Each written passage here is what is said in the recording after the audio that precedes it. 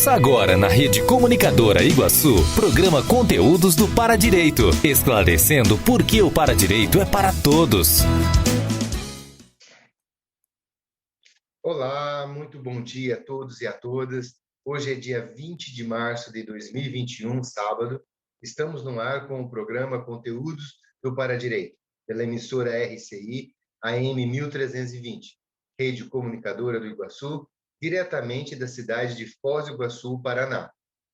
Estamos hoje aqui apresentando o programa, eu, Eliel Queiroz, e minha companheira de rádio, Marilza de Andrade, trazendo o nosso convidado, Aníbal Bentes.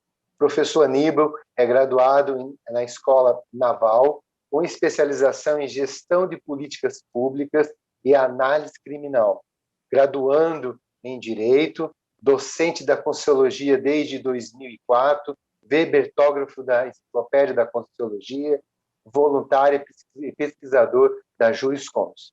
Você também pode acessar o nosso programa através do Facebook, Sempre RCI, pelo aplicativo Sempre RCI, pelo nosso site semprerci.com.br, rádio 1320 AM. O tema da entrevista de hoje é Paradireito, Segurança e Parasegurança, com o nosso convidado, Aníbal Bentes.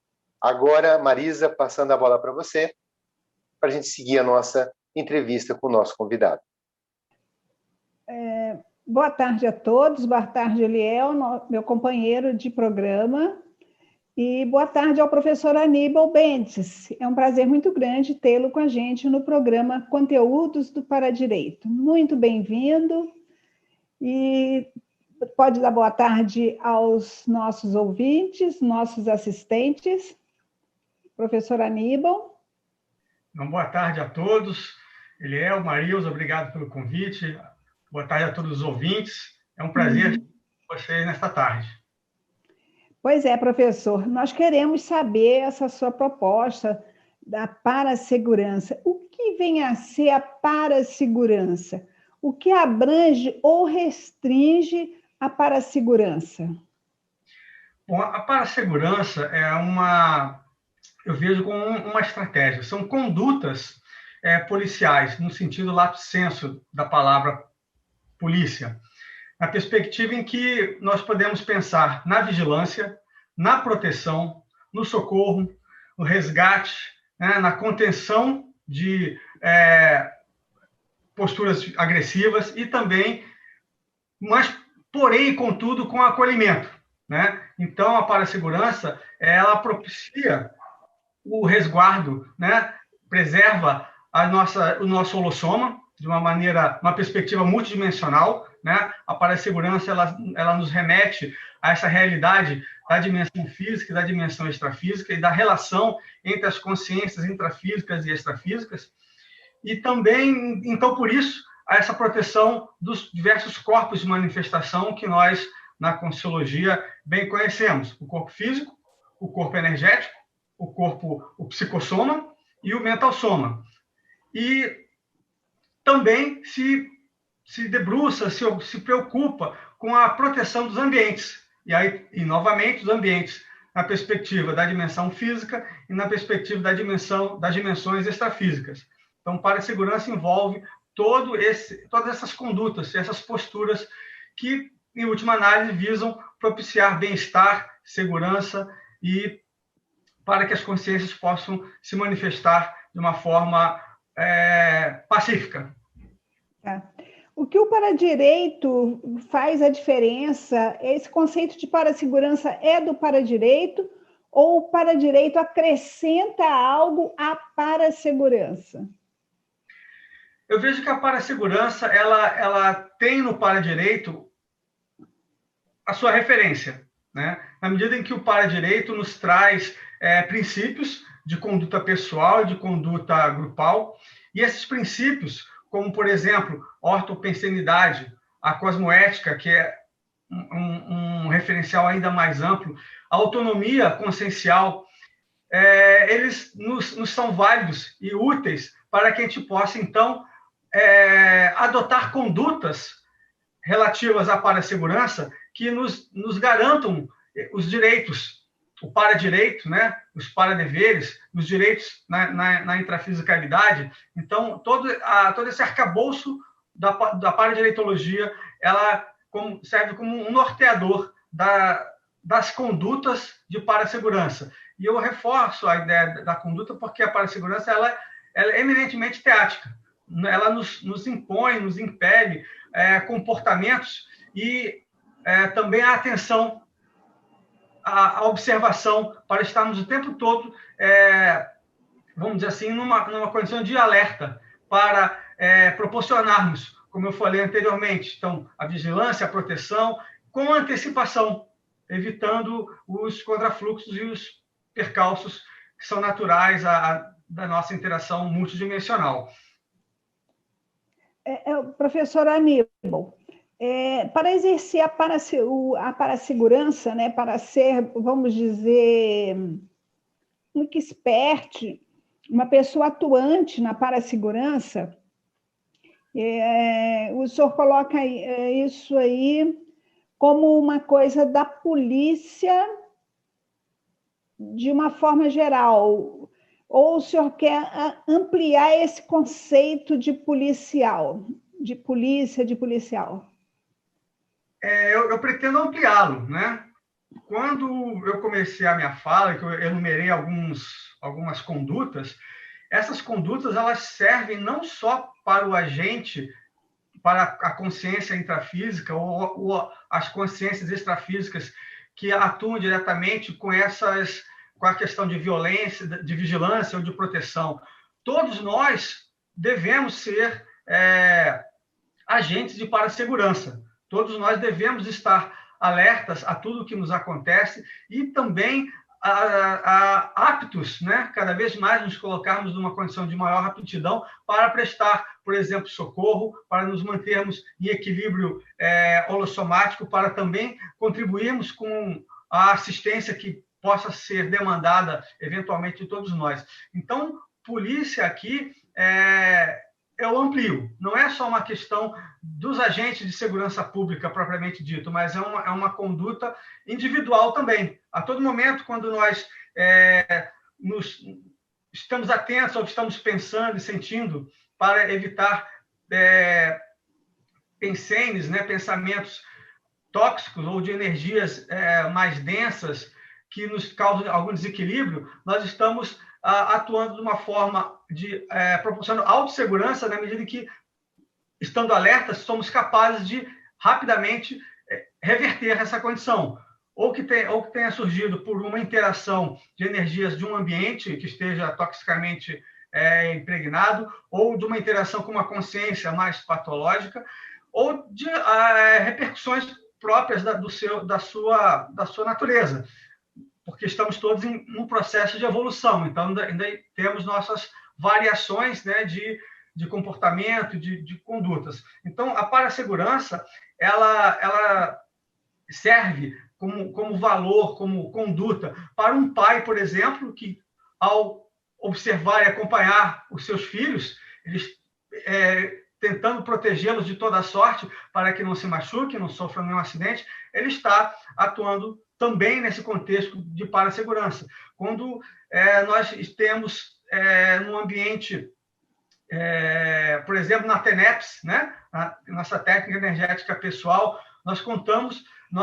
quando organizamos o nosso ambiente, né, deixamos ele rígido, mantemos nossos pensamentos rígidos, nós estamos individualmente também contribuindo para a segurança daquele ambiente onde nós estaremos trabalhando em parceria com os amparadores a doação de energia. Então, para a segurança, ela tem um espectro muito grande e vasto de campos de atuação, desde dessas questões aparentemente mais simples, como eu citei, do cuidado com uma criança, do cuidado com as energias da sua casa, né? Com a limpeza da sua casa. Tudo isso são práticas, vamos dizer assim, mais simples da parasegurança, mas que, num somar de condutas e comportamentos, podem proporcionar melhores energias para aquele ambiente e para você, e para as energias extrafísicas que também nos envolvem. Professor Aníbal, então, para exercer, para alguém usar essa nova técnica que o senhor está propondo, que o senhor está trazendo para a gente, a pessoa precisa ter algum nível de parapsiquismo?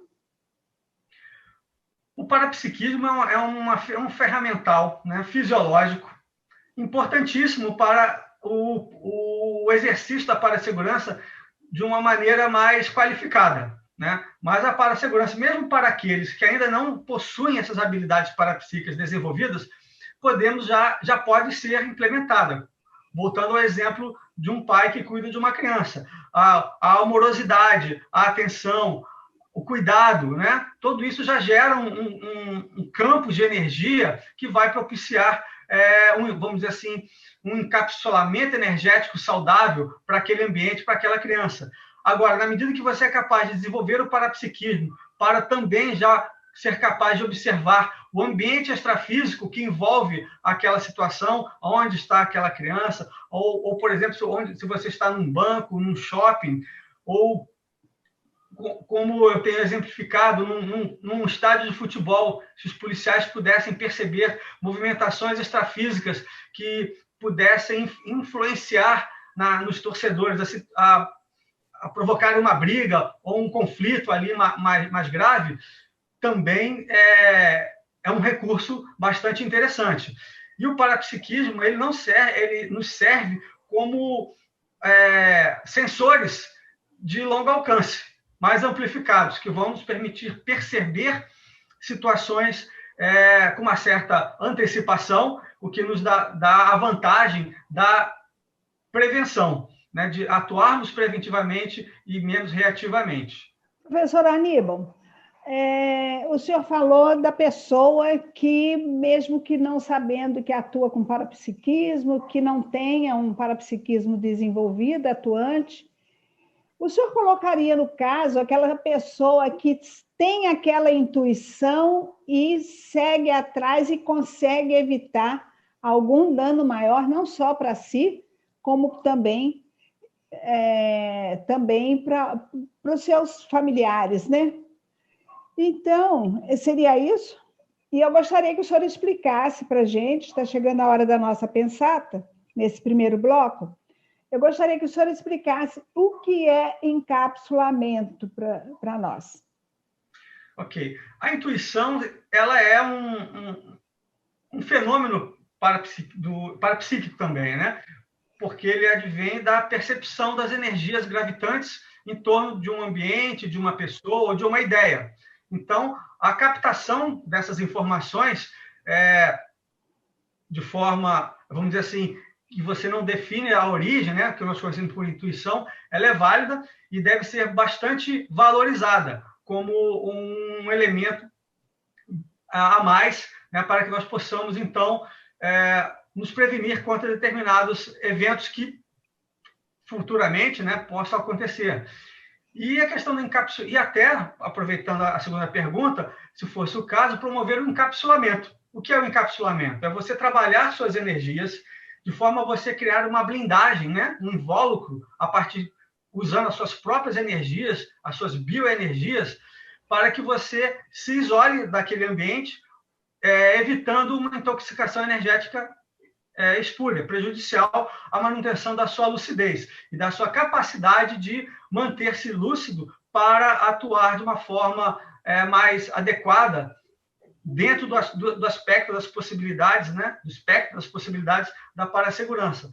Então, o encapsulamento ele é bastante interessante e existem duas modalidades: o autoencapsulamento, em que você se preserva, e também o heteroencapsulamento, em que, em algumas condições, é necessário que você envolva uma consciência extrafísica, por exemplo, para que ela seja, vamos dizer, contida no seu ímpeto de provocar... Mas aí, no caso, né, professor, é para quem já tem o desenvolvimento do parapsiquismo mais acentuado, certo?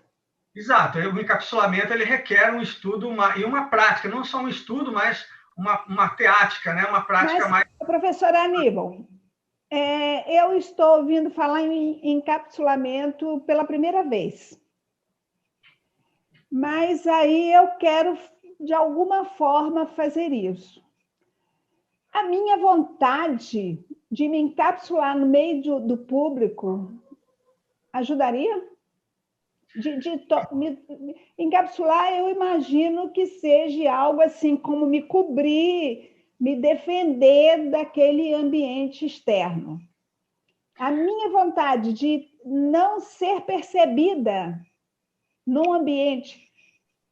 Eu vou a tal lugar, eu sei que ali é perigoso, mas eu vou passar por ali e não vai acontecer nada. De uma maneira mais assim,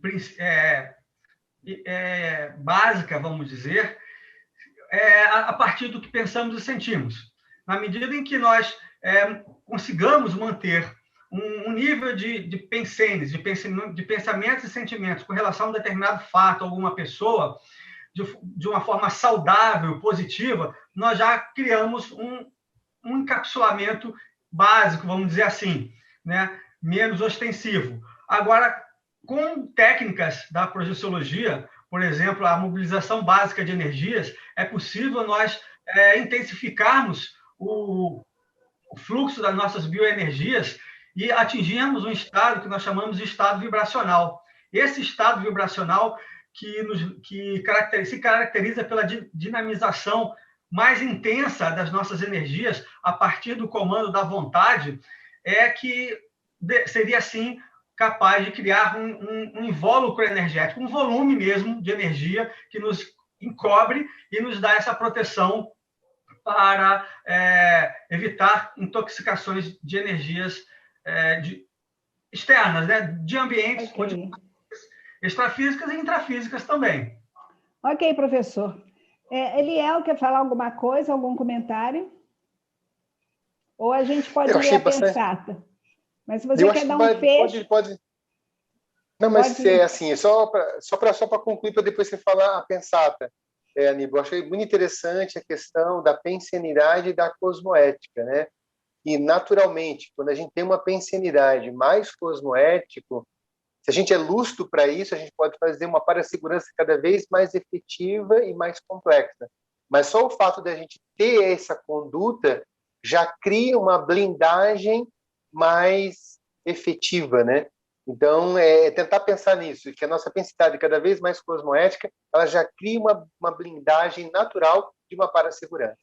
Essa foi a ideia que eu cheguei. Mas aí tem a pensata da Marilza. Você podia falar, Marilza? O professor Aníbal quer ler e comentar, ou eu leio e ele comenta? Como é que é, professor? Como preferir, Marilza. Posso ler. No micro-universo da consciência, toda ilicitude autoconsciente traz em si mesma a punição. Nesse caso, o que varia é só uma questão de tempo, segundo a autoconsciencialidade e a paradireitologia. Bem, o que essa pensata me traz é justamente a responsabilidade dos nossos pensenes, voltando à pensenidade. O nosso micro-universo, ele se constitui do que pensamos e sentimos e das nossas intenções. E quanto mais lícitas, cosmoéticas, com ortopensenidade, com referencial voltado para o bem de todos, o bem comum, né, que é o princípio da cosmoética, isso nos afasta de cometermos uma ilicitude autoconsciente, na medida em que, se somos capazes de perceber que estamos nos distanciando dessa postura mais assistencial, mais cosmoética, e mantivermos essa postura lícita, vamos dizer assim, e autoconsciente, estamos criando dificuldades e prejuízos que vão reverberar o nosso processo evolutivo, que vão também afetar o nosso grupo. As pessoas que estão ao nosso redor estão sendo objeto desse nosso comportamento. Então, a ilicitude autoconsciente é quando nós mantemos vamos dizer assim, nossos vícios multiexistenciais, quando nós mantemos as nossas imaturidades, tudo isso nos leva a uma condição bem desfavorável. E a punição que aparece aqui na Pensata é que teremos assim uma contenção no nosso processo de evolução. Teremos que nos retratar, estaremos criando comprometimentos kármicos que teremos que resolver em algum dia. É um processo evolutivo, né? Mas que nos retarda. Então, é uma espécie de punição e responsabilização, certo? Então, a paradireitologia ela vem justamente com o contraponto do fomento e do estímulo ao desenvolvimento da autonomia consciencial, na medida que nós nos cresçamos em maturidade, sejamos capazes de elaborar o nosso código pessoal de cosmoética, o que conteria um comportamento ilícito autoconsciente. Então, trabalhar esse código pessoal de cosmoética vamos dizer, a técnica mais relevante, mais importante para nós contermos. Ok, professor Aníbal, a gente agradece. Eliel, chamando os comerciais. Sim. E vamos, então, para os nossos comerciais. Vamos daqui a pouco com a Marilza e o nosso entrevistado. Estamos apresentando o programa Conteúdos do Paradireito.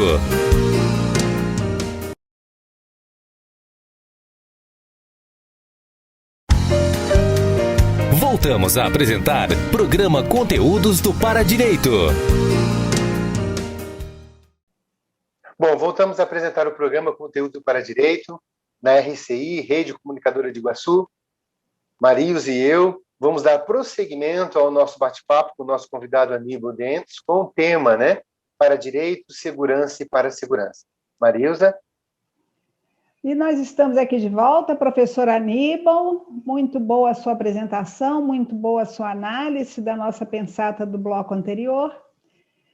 E então, vamos lá. Professor Aníbal, como funciona o parapsiquismo na segurança pública?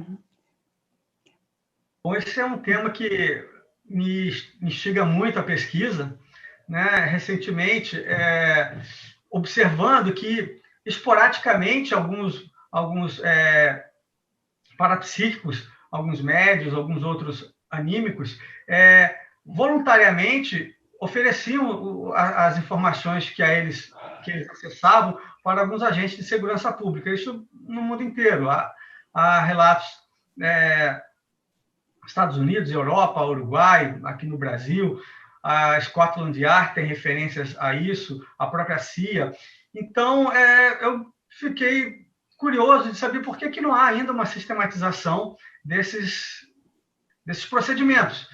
Então, descobri também que, recentemente, no final na década de 90 do século passado, houve uma tentativa em Pernambuco de formar um grupo de policiais parapsíquicos, mas, enfim, o projeto à época não conseguiu progredir. Mas o parapsiquismo na segurança pública, eu vejo que ele é bastante útil.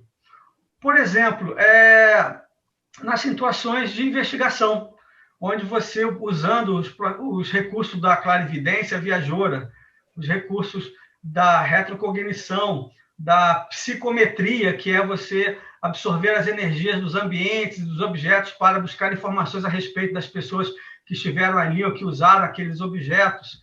E aí, pela clarividência viajoura, também associado, né, encontrar objetos que podem se tornar provas de crimes enterrados, pessoas desaparecidas, corpos de pessoas que tenham sofrido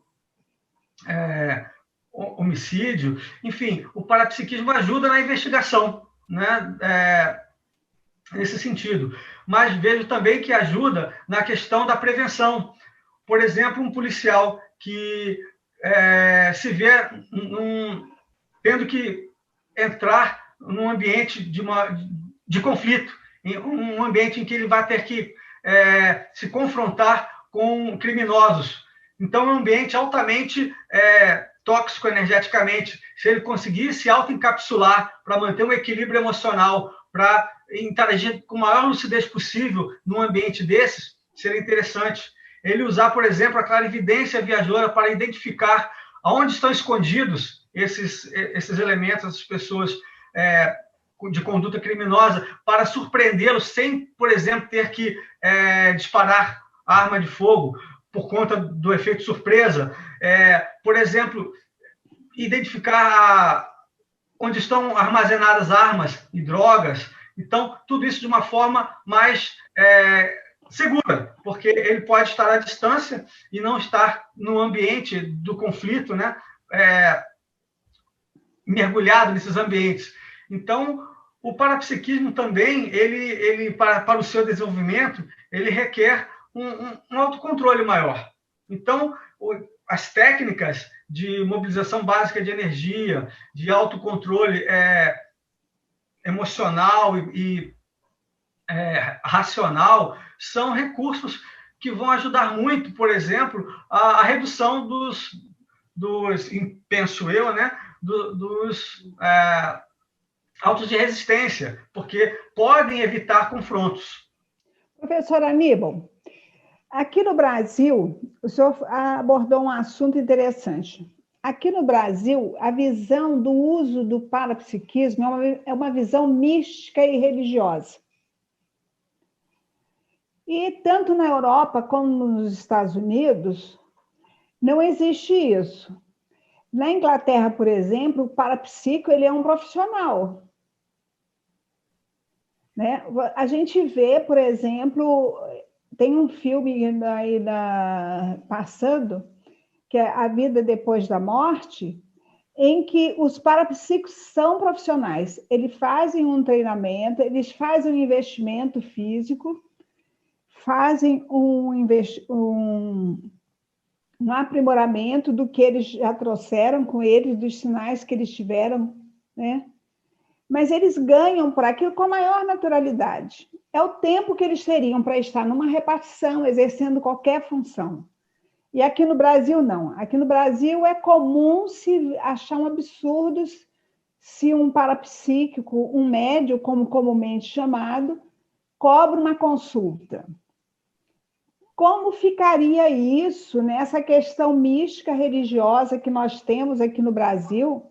Isso já foi comentado por grandes parapsíquicos do mundo todo, que a nossa visão é uma visão piegas do uso do parapsiquismo. Afinal de contas, é o tempo da pessoa que ela está dando ali. Como ficaria isso, por exemplo, um profissional da área da segurança pública de um país, de um estado, de uma cidade, usar esse parapsiquismo? Ele está ganhando. O que o senhor já pensou alguma coisa a esse respeito? Bom, aí tem, eu concordo que o parapsiquismo no Brasil ele tem uma vinculação muito grande com a questão religiosa, né? Porém, também temos, eu até me surpreendi quando descobri essa informação, que o Ministério do Trabalho reconhece o parapsicólogo como profissão, tem um código registrado. Entendendo que a parapsicologia é um ramo, né, da psicologia, então a psicologia já é consagrada como ciência, né, muito tempo. Como da área médica, enfim. O parapsiquismo, como nós entendemos, como nós estamos tratando aqui, ele, embora também seja objeto da parapsicologia, ele dá um salto maior, porque ele já envolve uma perspectiva científica, né, da existência e da natureza fisiológica desses recursos. Então, assim como nós usamos nossos talentos pessoais numa atividade profissional, desde que o parapsiquismo seja usado de uma perspectiva cosmoética, com respeito, com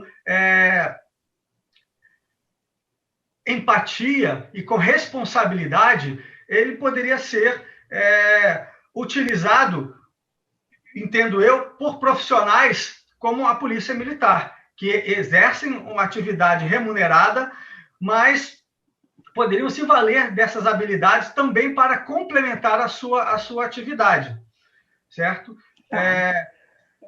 Esse uso do parapsiquismo, ele envolve muita responsabilidade, mas eu vejo que ele pode ser melhor explorado nas atividades, por exemplo, na medicina também, né? Bom, vamos ver aqui, professor, um instante. Pode explicar qual a diferença entre a segurança pública, como a conhecemos, e como fica esse conceito da parasegurança multidimensional proposta pelo senhor? Eu vejo que a segurança pública, como nós conhecemos, né, da ação policial, né, instituída milenarmente, ela é uma vertente da parasegurança. Uma vez que a parasegurança ela se ocupa com a preservação de ambientes intrafísicos e extrafísicos. Então, a parasegurança, esses conceitos, essas verdades relativas de ponta da projeciologia, da conscienciologia, que inspiram a parasegurança, elas vêm a aperfeiçoar o serviço policial na dimensão física, dando aos agentes essa perspectiva mais ampla do que é o fazer policial. Professor Aníbal, quanto tempo leva para a formação de um policial? Policial comum, um policial bem formado. Olha, eu não tenho essa informação com precisão, mas eu acredito que são uns 2 ou 3 anos na academia. Quanto tempo levaria um parapsíquico para ele ter essa segurança de atuar com uma arma na mão e se sentir encapsulado, fazer todas as mudanças internas que ele teria que fazer? Quanto tempo o senhor acha que levaria? É difícil dimensionar essa questão do tempo, porque as reciclagens intraconscienciais que cada um de nós temos que fazer são feitas ao nosso tempo. Então, cada pessoa tem um impulso, tem uma velocidade, tem uma autodeterminação para alcançar essas reciclagens que vão sutilizar as suas energias e vão proporcionar o afloramento desses recursos parapsíquicos e que, principalmente, vão lhes aproximar das consciências extrafísicas, ditas amparadoras policiais, para, então, compor uma equipe multidimensional mais azeitada, vamos dizer assim. Nós estamos agora com um pouco tempo, mas eu queria fazer uma pergunta, antes do Eliel dar um fecho no bloco. É o seguinte: o senhor já pensou em termos de selecionar as pessoas para serem treinadas com parapsiquismo? O que seria necessário desse ser, desse policial, desse ser humano que está ali, né, que vem com todas as suas mazelas, com todas as suas demandas, né, para essa vida? O senhor já pensou quais seriam os quesitos principais para uma pessoa poder se candidatar a ser treinado para ser um parapolicial? Olha, eu vejo que o primeiro ponto é o voluntariado. A pessoa tem que ser voluntária, não deve ser indicada, como chamam, por ordens para um aperfeiçoamento desse, uma qualificação dessa monta. Tem que ser uma vontade interna da pessoa se desenvolver nesses quesitos. Outra questão, outro referencial importante é que esse policial tenha uma perspectiva mais pragmática, introjetada a filosofia de polícia comunitária, que é um modus operandi, né, do policiamento de proximidade que inverte a lógica do inimigo, que é consagrada no comportamento policial atual, e coloca os policiais para uma atuação mais próxima à comunidade, de assistência, de companheirismo, de atenção, de cuidado. Então, essa reperspectivação da maneira de pensar do policial ajudaria muito na seleção. Então, a filosofia comunitária é um grande janela de oportunidade para que se desenvolva o parapsiquismo. Então, nós encontramos não só uma janela, mas um portal por onde esse ser humano possa chegar à parasegurança, certo? Verdade. Eliel, com você. O que eu achei mais interessante nesse contexto é assim, né? A gente analisar, por exemplo, a vigilância como de forma preventiva, o parapsiquismo, em vez de o policial usar a arma, né? Ele usa a inteligência para prever coisas que podem vir a acontecer, né? E aí ele pode usar a questão do parapsiquismo para poder, nesse tipo de investigação, nesse tipo de vigilância preventiva, né? Em vez de ele usar arma para poder defender, a gente começa a ver, antecipar as coisas que podem vir a acontecer. Eu acho que é um caminho interessante para esse profissional, utilizando o parapsiquismo dentro de uma corporação. Acho bacana isso. Eu vou ler rapidamente a pensata e vamos comentar no segundo bloco. Ele pede em seguida o comercial. Pensata. A punição derivada do Estado deve fundamentar-se no trabalho, no estudo e no paradireito. Esse pensata é do DAC, né, Dicionário de Argumentos da Conscienciologia. Punição, segunda edição, a página 1672. Vamos lá, Ariel? Então, vamos para os nossos comerciais e voltamos daqui a pouco com a Marilza e o nosso entrevistado.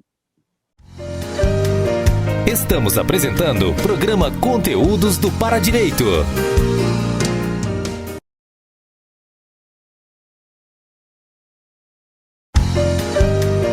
Voltamos a apresentar o programa Conteúdos do Paradireito. Bom, voltamos a apresentar o programa Conteúdos do Paradireito na RCI, Rede Comunicadora Iguaçu, eu e Marilza, para dar prosseguimento ao nosso bate-papo com o nosso convidado Aníbal Bentes, com o tema Paradireito, Segurança e Parasegurança. Marilza, com você. Ok, professor Aníbal, como está se sentindo? Está indo bem com o nosso programa? Gostando muito da interação. Tá bom. Professor, nós vamos iniciar com o questionamento da pensata, né? Comentários sobre a pensata. Fique à vontade. Com relação à pensata, eu vejo que a punição fundamentada no trabalho, ela faz sentido na seguinte perspectiva. Antes de mais nada, o trabalho ou a ocupação que nós laboral, eu entendo que ela tem uma raiz de contribuição social. Todo esforço que nós temos para a transformação da natureza, para a transformação industrial, na agricultura, na prestação de serviços, tem, embora hoje em dia muito impregnada da questão da visão capitalista, mas ela tem uma visão assistencial anterior, que é sermos úteis à sociedade. Acho que, então, o trabalho é um fator de inclusão social, em que traz aquela pessoa que está reclusa a essa energia, né, de interações e trocas. O estudo ele é importante porque contribui para o amadurecimento intelectual, cognitivo, e pode levar essa pessoa a desenvolver a habilidade de reflexão cada vez maior, que vai ajudá-la a se perceber melhor, a perceber as situações de diversos ângulos. Então, pode ser um recurso de contenção, né, de autocontenção a comportamentos violentos. E no paradireito, o estímulo à ortopensenidade, a autonomia, né, cada vez maior das consciências na gestão das suas próprias condutas e comportamentos. O que o paradireito podia trazer para essas pessoas de senso comum? Os princípios do paradireito, eles versam principalmente sobre condutas cosmoéticas. Então, quando nós falamos em paradireito, nós também temos paradeveres. Há essa dualidade. Então, quando o paradireito, quando um dos premissas do paradireito é o direito à evolução consciencial, nós, então, passamos a reperspectivar que todo mundo está num processo evolutivo. Então, todos têm o direito vamos dizer, a errar e acertar, faz parte do processo. Então, o para-direito também nos mostra que, nessa perspectiva, quem tem um pouco mais de lucidez tem que desenvolver a capacidade de empatia e compreensão para com o momento evolutivo da outra consciência e tornar-se um elemento de assistência. Então, o senhor me responde o seguinte: os neoconceitos do para-direito, que o senhor já citou, a cosmoética, né? A parasegurança, a cosmoética, o pensar, a ortopensenidade, né? Ele caberia dentro do direito penitenciário hoje?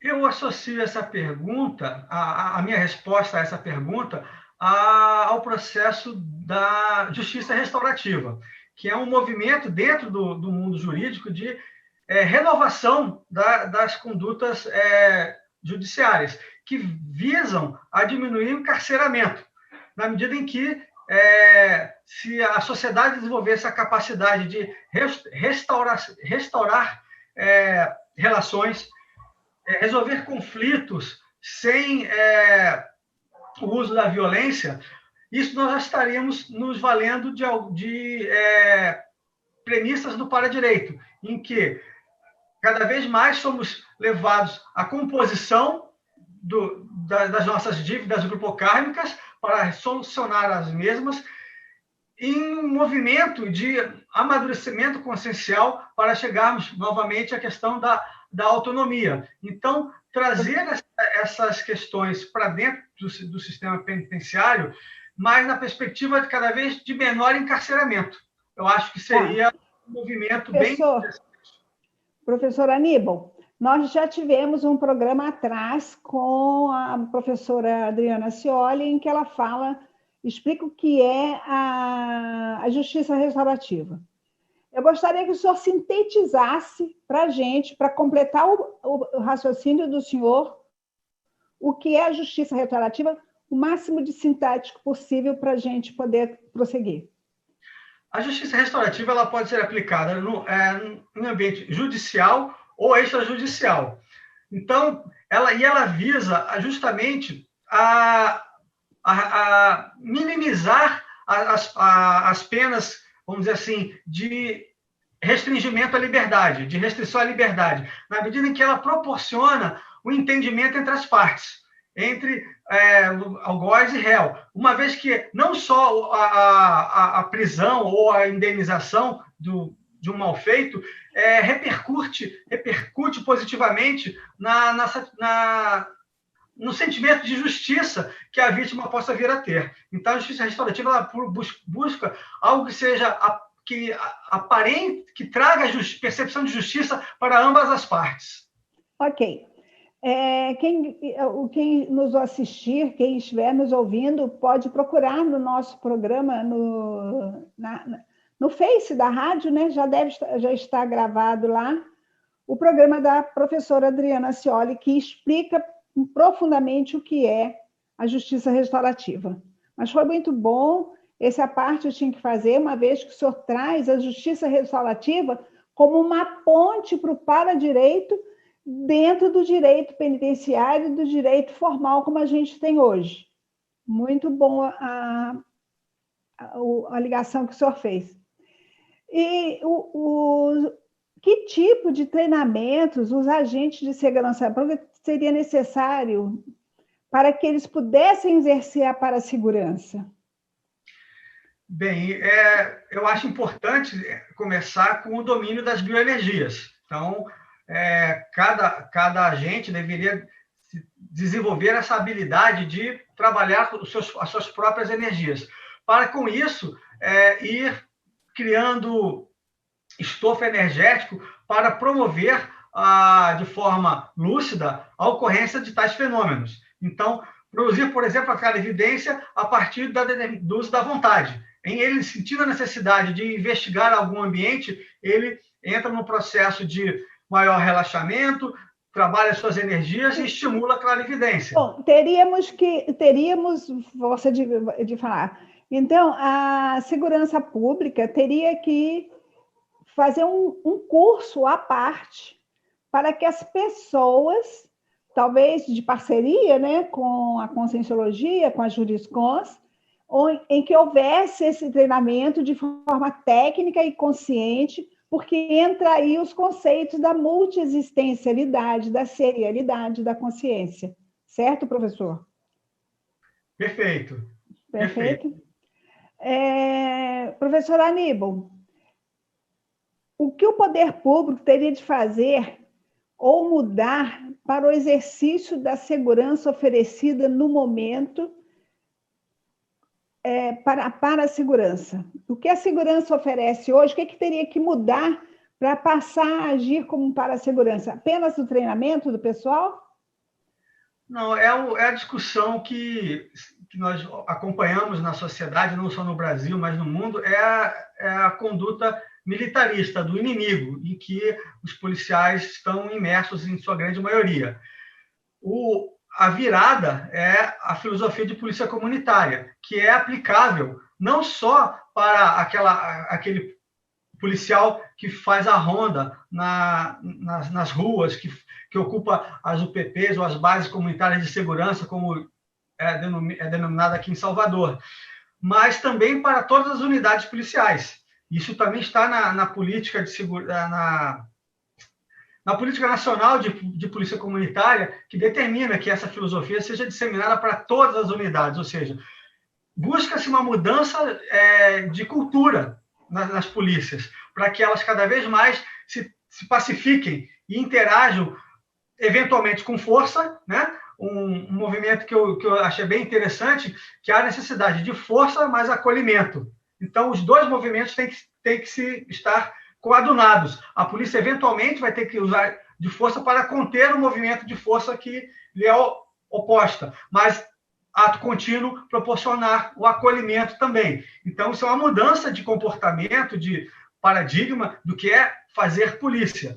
Então, eu vejo que essa filosofia de polícia comunitária, novamente, é uma grande oportunidade de se alcançar ou de se trazer as reflexões do para-direito para a teática policial.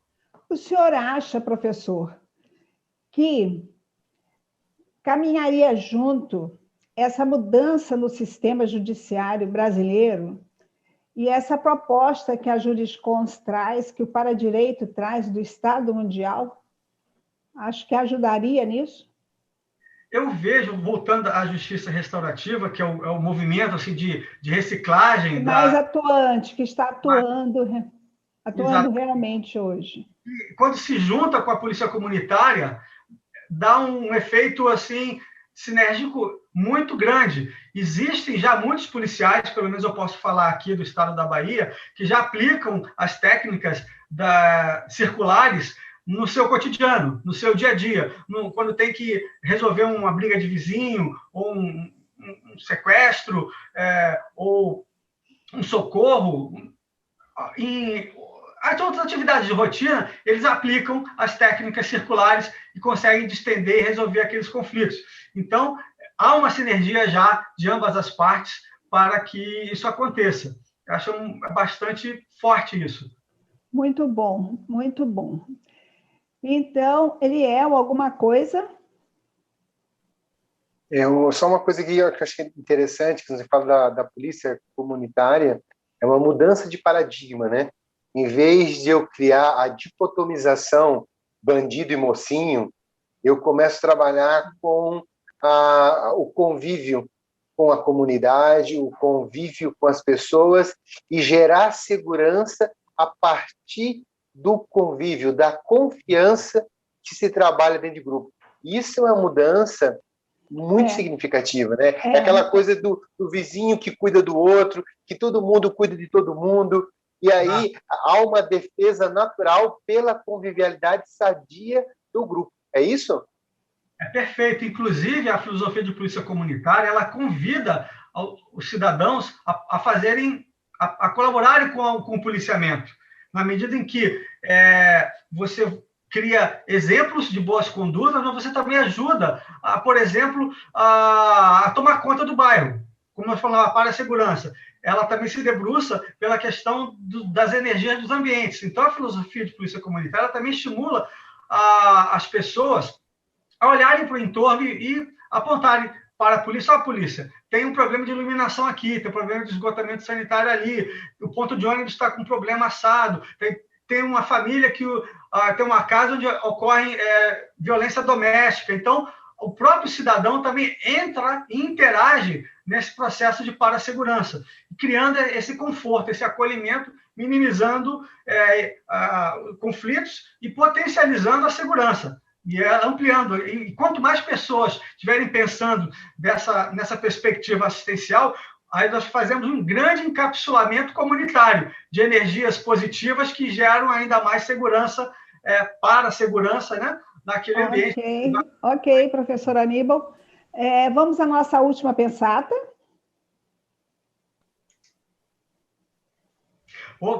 Comigo, né?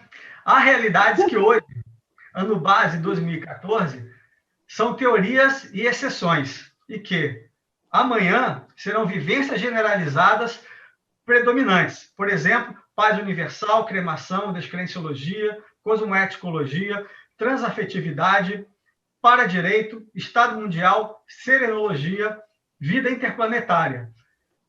No nosso DAC, Realidades, segunda edição, página 1698. Professor Aníbal, e aí, o que é esse Estado mundial? Nós acabamos de falar do paradireito, Estado mundial, né? Justiça restaurativa seria um caminho. E aí, o que o senhor comenta? Eu também admito que a justiça restaurativa é mais uma dentre dos vários indícios que a gente já pode observar no planeta Terra da formação desse Estado mundial, né, com mais atenção às diferenças, às concentrações de riqueza, às concentrações de conhecimento, às concentrações de oportunidades. Então, há vários movimentos que estão rompendo com essas fronteiras. Então, o paradireito, a parasegurança também vem nesse fluxo. E quando fala que a vida interplanetária, eu também tenho com bastante interesse na exploração espacial. Nós estamos vendo agora a chegada do homem a Marte. Hoje nós tivemos a chegada da sonda dos Estados Unidos Árabes, né, que entrou em órbita do planeta Terra. Então, já é uma grande conquista da humanidade essa chegada dessa sonda, que eu vejo Marte como também um potencial laboratório de formação do Estado mundial, porque para lá estarão sendo levadas pessoas das mais diversas nacionalidades, unidas por um único e grande objetivo: sobrevivência num ambiente altamente difícil para a sustentabilidade da vida humana. Então, é um movimento que eu também vejo bastante interessante. E vejo também uma oportunidade para se levar a essa comunidade a justiça restaurativa, na medida em que conflitos também lá existirão. Então, que melhor forma você poderia... Mas eu acho que até lá, veja só, o caminho aqui seria a transafetividade, uma descrenciologia, mas isso aqui é uma crescendologia, né? Você começa tendo suas comprovações, não acreditando, melhora seu trato com o outro, sua convivência, melhora seus sentimentos, transafetividade, o paradireito, respeito o direito do outro, respeito o direito cósmico, junto o Estado mundial e o estado de serenismo para poder conseguir viver na interplanetariedade. Professor Aníbal, muito obrigada, nós estaremos à sua disposição, foi um prazer muito grande a sua participação no programa. Fique à vontade para se despedir das pessoas. Eu agradeço a oportunidade de estar compartilhando aqui a minha pesquisa, as minhas inquietações, estar trocando ideias com vocês, é sempre uma oportunidade de aprendizado. Agradeço aos ouvintes que nos acompanharam esta tarde e estou à disposição para mantermos o debate sempre aquecido. Ok. Infelizmente, né, estamos terminando o nosso programa de hoje. Eu, Eliel Queiroz e Marilza Andrade. Queremos agradecer o nosso convidado, Aníbal Bentes, aos espectadores e ouvintes que honraram a nossa participação e convidá-los para a próxima semana, no mesmo horário, às 11 horas. Sintonizar com a Rede Comunicadora de Iguaçu, RCI, AM 1320. Até a próxima edição. Até a próxima.